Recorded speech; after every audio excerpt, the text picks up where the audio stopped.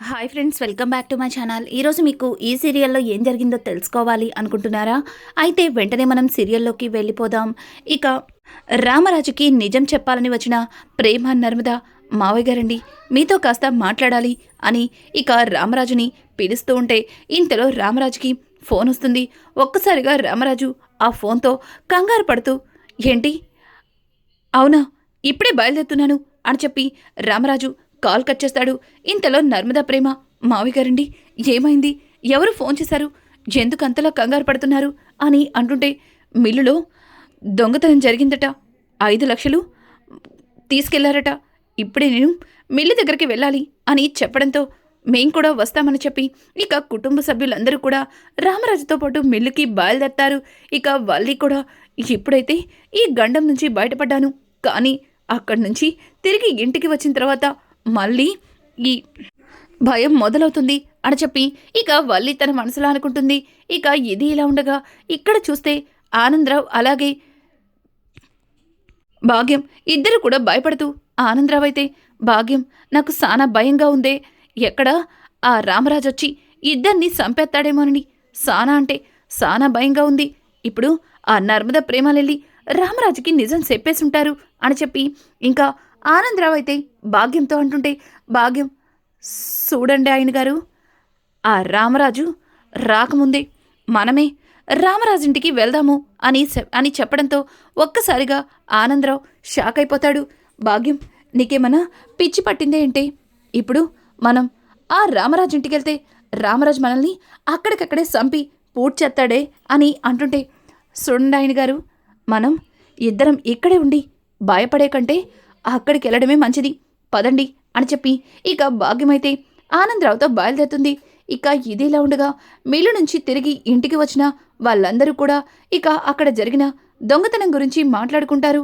అయినా మిల్లుకి చాలా జాగ్రత్తగానే తాళాలు వేస్తాం, ఇదిగో నిన్న పూజ ఉందని ఈ తిరుపతి గాడికి అప్పచెప్పా, వీడే మిల్లుకి తాళాలేశాడు అని చెప్పి ఇక రామరాజైతే తిరుపతిని తిడుతూ ఉంటే ఇక తిరుపతి అయితే, బావా నేనేం చేశాను బావా, అయినా వాడు పట్టుకెళ్ళిన 5 లక్షలు అక్కడే పడేశాడు కదా, ఎక్కడ వాడికి దొరికిపోతానేమోనని భయపడి వాడు డబ్బులు అక్కడే పడేసి వెళ్ళిపోయాడు కదా బావా అని అంటుంటే, చూడు డబ్బులు దొరికిపోయాయి కదా అని మనం ఇలా అశ్రద్ధగా ఉండకూడదు, చూడు రేపటి నుంచి అన్ని వైపులా తాళాలు వేశారా లేదా అని జాగ్రత్తగా చూడాలి, అలాగే మిల్లులో ₹1 కూడా ఉంచకుండా అన్నీ తీసుకొచ్చి ఇంట్లో పెట్టాలి అని చెప్పి ఇక రామరాజైతే తిరుపతితో మాట్లాడుతూ ఉండగా ఇంతలో నర్మదా ప్రేమ అక్కడికైతే వస్తారు.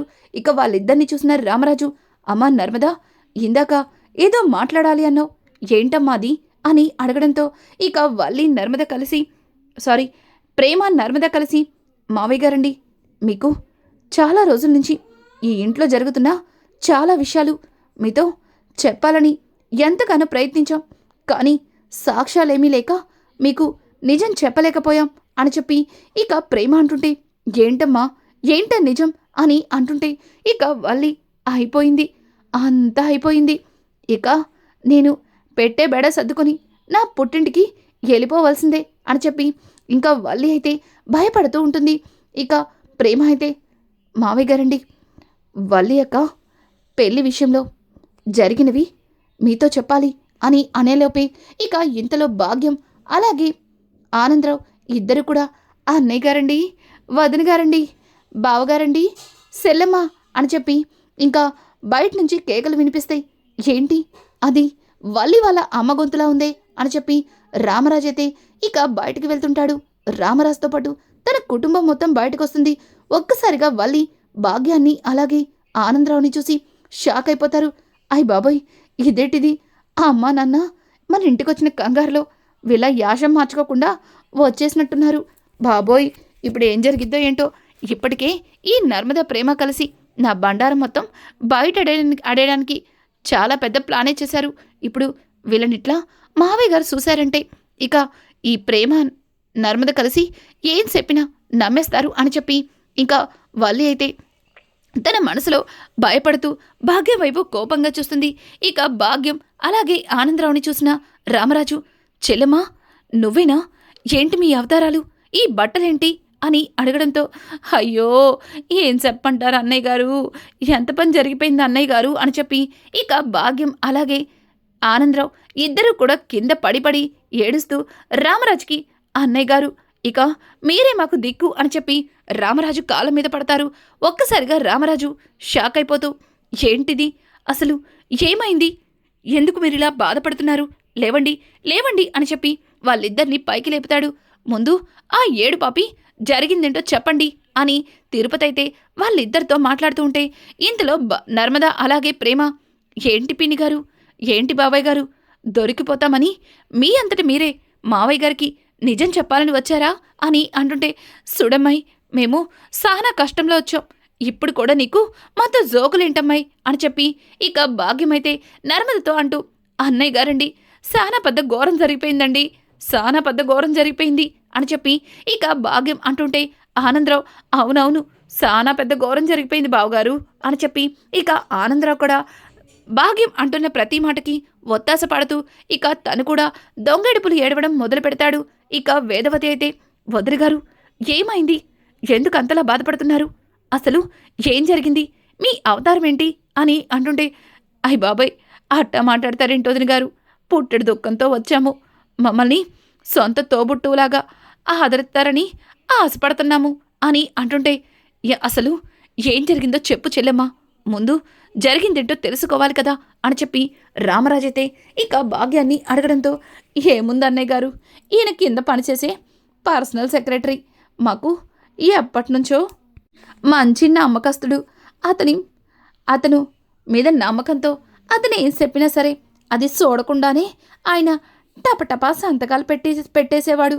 అట్లాంటిది ఈయన ఆయనకి తెలియకుండానే మా ఆస్తిపత్రాల మీద సంతకాలు పెట్టించుకొని మమ్మల్ని మాయ చేసి మా ఆస్తులన్నీ కొట్టేశాడు అని చెప్పడంతో ఒక్కసారిగా రామరాజు షాక్ అయిపోతాడు. ఇంకా నర్మద అయితే, ఓ అయితే కథని ఈ రకంగా మలుపు తిప్పారనమాట అని చెప్పి ప్రేమతో అంటుంటే, ప్రేమ, మావయ్య గారండి వీళ్ళు చెప్పేదంతా నాకెందుకో నిజంలా అనిపించట్లేదు అని అంటుంటే ఇక భాగ్యం, అంతేలే అమ్మాయి, నేనేం చెప్పినా మీకు అబద్ధంలాగే అనిపిస్తుంది, చూడమ్మాయి మాకు ఏ దిక్కు లేక ఎక్కడికొచ్చాం, మేము ఇక్కడ ఉండడం ఇష్టం లేకపోతే వెళ్ళిపోతాం చెప్పండి, అంతేగాని ఇట్లా లేనిపోని మాటలు అనకండి అని చెప్పి ఇక భాగ్యమైతే వాళ్ళతో మాట్లాడుతూ రామరాజు వైపు దొంగ చూపులు చూస్తుంది. ఇక వల్లి అక్కడ జరిగే మ్యాటర్ అర్థం చేసుకుని, అమ్మా ఎంత పని జరిగిందమ్మా, ఆస్తులన్నీ పోయాయా, నాన్నారు ఎంతో కష్టపడి సంపాదించిన ఆస్తులు ఆయన ఆ మేనేజర్గాడు అట్టా ఇట్టా మోసం చేశాడమ్మా అని చెప్పి ఇక వల్లి అయితే తాను కూడా వాళ్ళతో కలిసి ఏడుస్తూ ఉంటుంది. ఇక చందు అయితే వాళ్ళ ఏడుపుల్ని పెడగొప్పుల్ని చూసి, ఇదేంటి వీళ్ళు ఇట్లా మాట్లాడుతున్నారు, ప్రేమ అన్నట్టు వీళ్ళ మాటలు నిజమేనంటావా అన్నట్టుగా ఇక చందు అలా చూస్తుంటే వల్లి, బా మా అమ్మ వాళ్ళు పుట్టడి కష్టంలో ఉంటే కనీసం అల్లుడిగా వాళ్ళకి చేయి సాయం కూడా చేస్తాననవేంటి బా, నువ్వు ఇట్ట మౌనంగా ఉంటావేంటి బా అని చెప్పి ఇక వల్లి అయితే చందు చెయ్యి పట్టుకుని ముందుకు లాగుతుంది. ఇక చందు అయితే, బాధపడకండి అత్తయ్య, బాధపడకండి, మీకు ఏం కాకుండా మేం చూసుకుంటాం, ఆ మేనేజర్ గాడు ఎక్కడున్నా మేం పట్టుకుంటాం అని అంటుంటే, బాబు ఆ మేనేజర్ గాడు ఎటుపోయాడో కూడా తెలియట్లేదు, ఆ ఆస్తులన్నీ వాడి చేతిలోకి వెళ్ళిపోయినాయి, ఇప్పుడు మాకు మిగిలినవి ఇదిగో ఈ గుడ్డలే అని చెప్పి ఇక భాగ్యమైతే వాళ్ళ ఒంటి మీద ఉన్న బట్టల్ని చూపిస్తూ చాలా బాధపడుతుంది. వల్లి అయితే, అమ్మోయ్ ఏటిది, అసలు ఇట్ట జరుగుతుందని అస్సలు ఊహించలేదు, ఇక ఆ నర్మదా ప్రేమ మన గురించి ఏం చెప్పినా సరే ఇక ఎవ్వరూ నమ్మరు, అలాగే మీ అల్లుడు గారు కూడా ఇక 10 లక్షలు ఊసేయెత్తడు అని చెప్పి ఇక వల్లి అయితే భాగ్యాన్ని హత్తుకుని తన చెవులో ఈ మాటలు చెప్పుకుంటూ తెగ సంబరపడిపోతుంది. ఇక భాగ్యం, మరి ఈ భాగ్యం అంటే ఏటనుకున్నావు అని చెప్పి ఇక భాగ్యమైతే వల్లికి నచ్చ చెప్పి రామరాజు 2 చేతులు పట్టుకుని, అన్నయ్య గారు మీరే మాకు దిక్కు, మీరే మీ ఇంట్లో కూతంతా తల దాచుకోవడానికి సోటిస్తే మేము త్వరలోనే ఏదో ఒకటి సెటిల్మెంట్ చేసుకొని వెళ్ళిపోతాము అని చెప్పి భాగ్యం అలాగే ఇక ఆనందరావు ఇద్దరు కూడా రామరాజుని అంటూ ఉంటారు. ఇంతలో పక్కన ఉన్న వేదవతి, ఏవండి పాపమండి, చాలా బాగా బతికిన వాళ్ళు ఇప్పుడు ఒక్కసారిగా ఆస్తులన్నీ పోయి ఎలా అయిపోయారో చూడండి, వీళ్ళని చూస్తుంటే నాకు చాలా బాధగా ఉందండి, చెప్పండి, వాళ్ళని ఎక్కడికి వెళ్ళొద్దని, మనతో పాటు ఇక్కడే ఉండమని చెప్పండి అని అంటుంటే ఇక రామరాజు కూడా వాళ్ళ వైపు చాలా జాలిగా చూస్తూ, సరే సరే, మీరు ఎక్కడికి వెళ్ళొద్దు, ఇక్కడే ఉండండి. అలాగే మిమ్మల్ని మోసం చేసి మీ ఆస్తి మొత్తాన్ని కొట్టేసిన ఆ మేనేజర్ని పట్టుకుని తీరుతారు. రేయ్ పెద్దోడా, చిన్నోడా, నడిపోడా, వాడెక్కడున్నాడో వాడిని పట్టుకోండి అని అంటుంటే ఇక భాగ్యమైతే, లేని మేనేజర్ని ఎక్కడని ఎదుగుతారు, ఎక్కడని పట్టుకుంటారు అని చెప్పి ఇక భాగ్యం తన మనసులో అనుకుంటుంది. అలాగే నర్మద ప్రేమలని ఒకలా చూస్తూ వెటకారంగా నవ్వుకుంటూ అక్కడి నుంచి ఇక వేదవతితో వెళ్తుంది. ఇక ప్రేమ అయితే నర్మదతో, ఏంటక్క ఇలా జరిగింది, వీళ్ళ గురించి నిజం చెప్పేలోపే వీళ్ళే మేము కటిక పేదవాళ్ళమని చెప్పి మావయ్య గారిని ఎట్లా నమ్మించేశారు. ఇప్పుడు మనం మావయ్య గారికి వీళ్ళ గురించి నిజం చెప్పినా సరే మనమే కావాలని వాళ్ళ మీద లేనిపోని అబండాలు వేస్తున్నామని వాళ్ళు మనల్ని అంటారు. ఏంటక్క చా ఇలా జరిగింది అని చెప్పి ఇక ప్రేమ అయితే చాలా బాధపడుతుంది. ప్రేమ మాటలకి ఇక నర్మద కూడా, చూడు ప్రేమ, వీళ్ళు మోసం చేసేవాళ్ళు అంత ఈజీగా తప్పించుకోలేరు. ఇప్పుడు తప్పించుకున్నా తర్వాత వాళ్ళే దొరుకుతారు అని చెప్పి ఇక నర్మద అయితే ప్రేమని తీసుకుని లోపలికి వెళ్తుంది. ఇంకా ఇది ఇలా ఉండగా సేనాపతి అయితే ఇంట్లో సత్యనారాయణ వ్రతాన్ని జరిపించుకుంటే అంతా మంచి జరుగుతుందని ఒక పూజారి గారు చెప్పిన మాటల్ని గుర్తు చేసుకుంటూ అలాగే సోఫాలో ఆలోచిస్తూ ఉంటాడు. ఇంతలో సేనాపతి దగ్గరికొచ్చి భద్రావతి అయితే, సేనా ఏమైంది, ఎప్పుడొచ్చావు, దేని గురించో చాలా పరధ్యానంగా ఆలోచిస్తున్నావు అని అంటుంటే, అది అక్క అక్క ప్రేమ ఈ ఇంటి నుంచి వెళ్ళిపోయిన దగ్గర నుంచి ఇంట్లో ఏదో ఒక గొడవ జరుగుతూనే ఉంది. అలాగే ఇంట్లో మనశ్శాంతి లేదు. ఒక పూజారి గారు ఇంట్లో సత్యనారాయణ వ్రతం జరిపించుకుంటే అంతా మంచి జరుగుతుందని చెప్పారు అని చెప్పడంతో ఇక సేనాపతి తల్లైతే, మరి ఇంకే, ఆ పూజేదో జరిపించేస్తే సరిపోతుంది కదా, దానికి ప్రేమని కూడా పిలుద్దాం అని అంటుంటే, అమ్మా మనల్ని కాదని పగోడి కొడుకుని పెళ్లి చేసుకున్నా దాన్ని పూజకి పిలవాలని ఎట్లా అనుకుంటున్నావు, అయినా దాన్ని పిలుస్తానని నువ్వెలా అనుకుంటున్నావు అని చెప్పి ఇక సేనాపతి అయితే వాళ్ళ అమ్మ మీద అరుస్తూ ఉంటాడు. ఇక పెద్దావిడ, రే సేనా, ఇలాగే బుజ్జమ్మని కూడా దూరం పెట్టావు. ఇప్పుడు బుజ్జమ్మ దూరమై 25 ఏళ్ళయింది. అలాగే ప్రేమని కూడా దూరం పెడితే మనం ఎలా బ్రతకగలంరా? చూడు, ఈ ఇంటికి ఆడపిల్ల, దాంతో ఈ వ్రతాన్ని జరిపించుకుంటే మనకు కూడా మంచి జరుగుతుంది.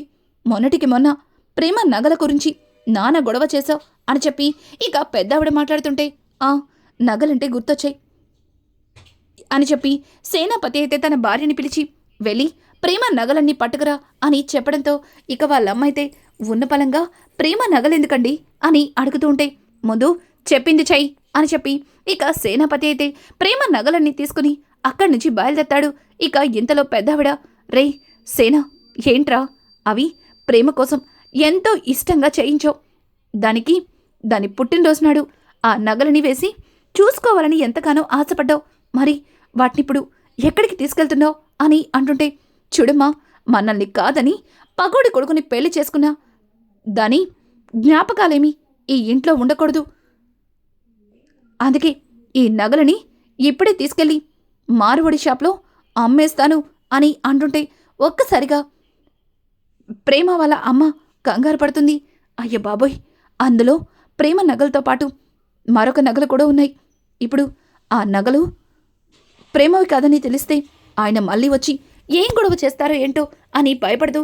ఏవండి, అదేంటండి, ఆడపిల్ల నగల్ని అమ్మేయడమేంటండి, వద్దండి అని చెప్పి ఇక ప్రేమ వాళ్ళ అమ్మ అయితే సేనాపతిని ఆపాలని ప్రయత్నిస్తుంటే ఇక సేనాపతి, లేదు వీల్లేదు, మనల్ని కాదనుకుని వెళ్ళిపోయినా దాని గుర్తులు ఈ ఇంట్లో ఉండకూడదు.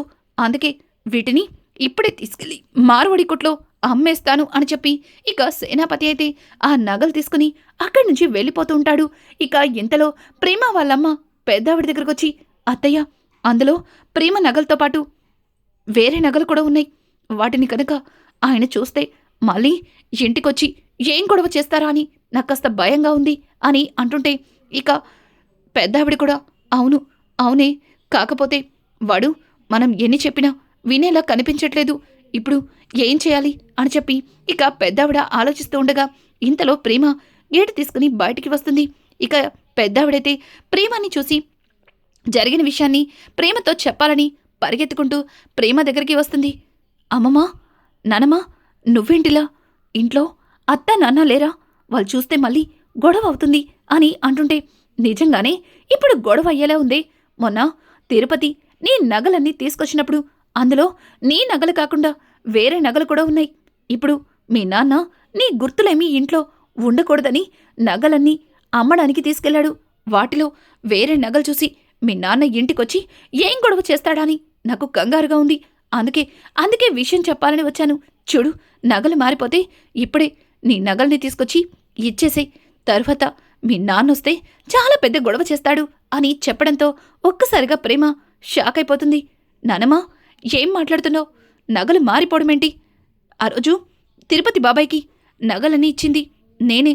అందులో ఉన్నవన్నీ నా నగలే అని అంటుంటే, అయ్యో ప్రేమ, అందులో ఒక 3 నగలు నీవి కాదు, వేరొకరివి.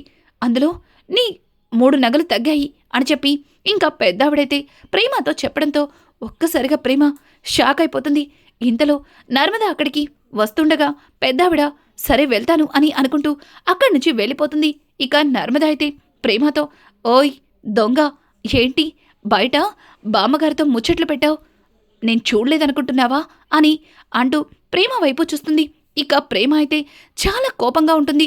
ఒక్కసారిగా నర్మద, ప్రేమ ఏమైంది, ఇంత కోపంగా ఉన్నావు అని అంటుంటే, చెప్తానాగక్క అని చెప్పి ప్రేమ చాలా కోపంగా ఇక వల్లి గదిలోకి వెళ్తుంది.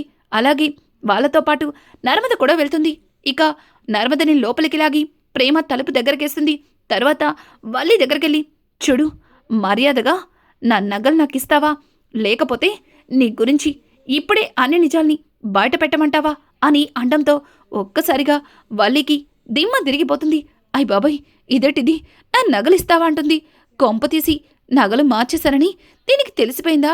నగల విషయంలో నేను చేసిన మోసం దీనికి ఎట్టా తెలిసింది అని చెప్పి ఇక వల్లి భయపడుతూ, ఓయ్ ఏం మాట్లాడుతున్నావు?